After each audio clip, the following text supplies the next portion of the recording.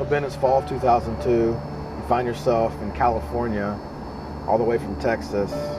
Tell us what happened. I really realized that I love sports and I was pretty good at writing, so I figured why not combine the two and just become a journalism major. I started writing for the student newspaper there, the Daily Trojan, and first gig was covering women's volleyball, and moved on up pretty quickly from there. Started covering football and got to cover the football team for 3 seasons, and it was right in the glory days of FC when Heisman trophies, national championships, all that. So it was a really awesome experience, and kind of got to know the program and the players and Coach Carroll and all the coaches through that experience.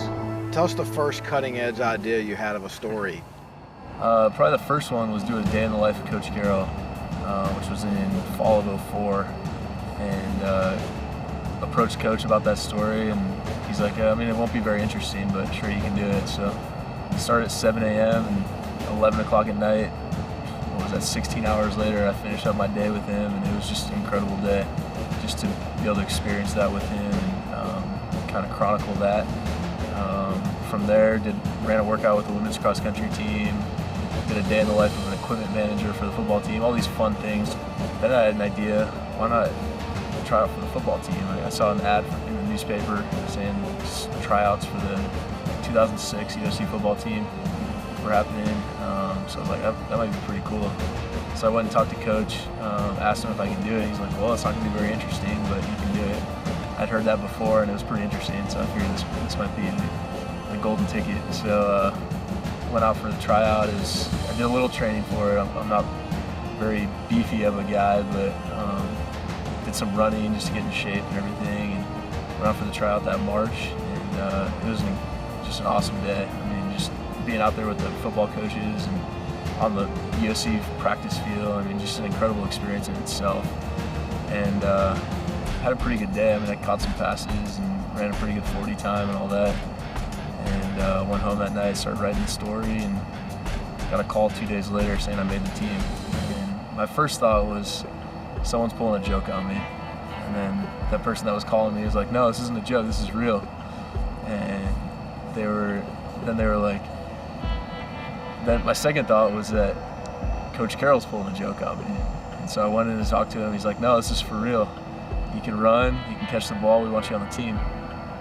So here's one of the greatest college coaches of all time telling me this. It kind of floored me a little. And I kind of took a leap of faith and was on the team. And pretty amazing. So tell us this, when was the last time you had played football up until this tryout? It was 5th grade, Pop Warner, Hinsdale Falcons, suburban Chicago. I played that one season. I wanted to quit halfway through, but my dad wouldn't let me because he wouldn't let me quit on anything. I would have quit so many times if I could have. It was just torture because I was a little guy playing defensive line, which is like putting a kid out in right field when you're playing Little League. It's where you put the worst kid, you put him on defensive line. It was a horrible experience for me. I hated it. So when you went out for the team, the purpose was not to make the team, but to write a story, correct? Yeah, absolutely, yeah. I had no intention of making the team at all. My only intention that day was just to go through the tryout to write that one story, which was crazy because there were 40 other guys out there all trying to make the team. I was the only one there not trying to make the team. So now you find yourself on one of the most prestigious football programs in all of the country, having an unbelievable run at this time under Pete Carroll. You're on the team. What are your thoughts? Well, first off, 3 weeks into spring practice, I dislocated my shoulder, which was devastating because I was just starting to get everything. I was just starting to get the playbook. I was starting to get the routes, starting to get how the whole mechanics worked of the game because it was all new to me, basically. I mean, I watched it, but there's all the minutia that you don't really understand when you're watching on TV. It's so technical, and learning the playbook was like trying to learn Japanese. It was just so difficult. So after 3 weeks of studying, I studied the playbook more than I studied any school class, any test, whatever. I was so intent on making this work.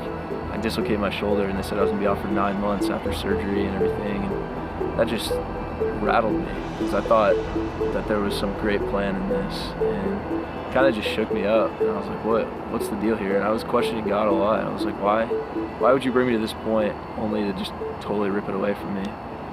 So I got the surgery and went through rehab as faithfully as I could, and just took it very seriously. And the doctors told me 9 months, and 4.5 months later, I was back on the football team, back in pads, suited up, everything, which was a divine miracle. Only can be credited to God, just total miraculous healing.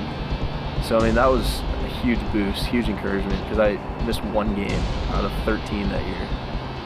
So I was back, going through practices, going through that season, and my story kind of got, since it was so unique, it kind of got a lot of notoriety, a lot of attention.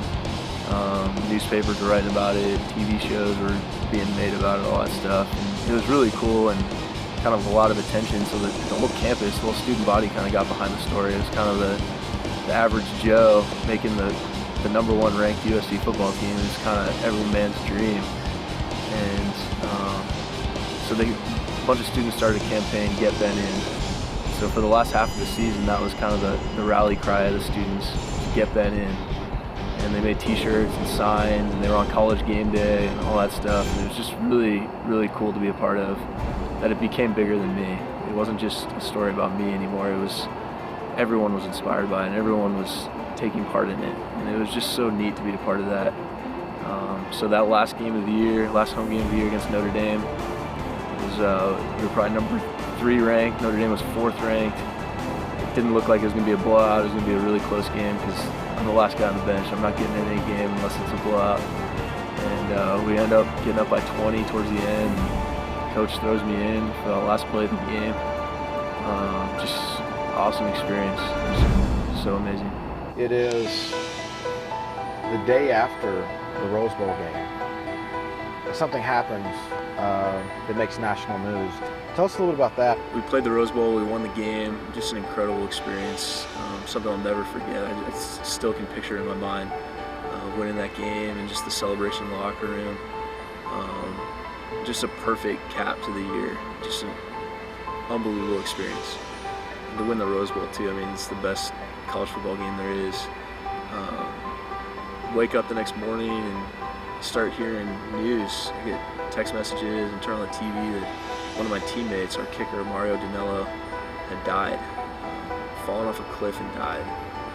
And there were rumors going around that he committed suicide, that he was pushed off the cliff, it was murder, it was suicide, whatever. All these rumors were going around. No one really knew what was happening. But either way, it was devastating. Here was a teammate of mine, one of my closest friends on the team, who passed away at age 21. Just so heartbreaking. And I mean, it's tough to even talk about now, 6 years later.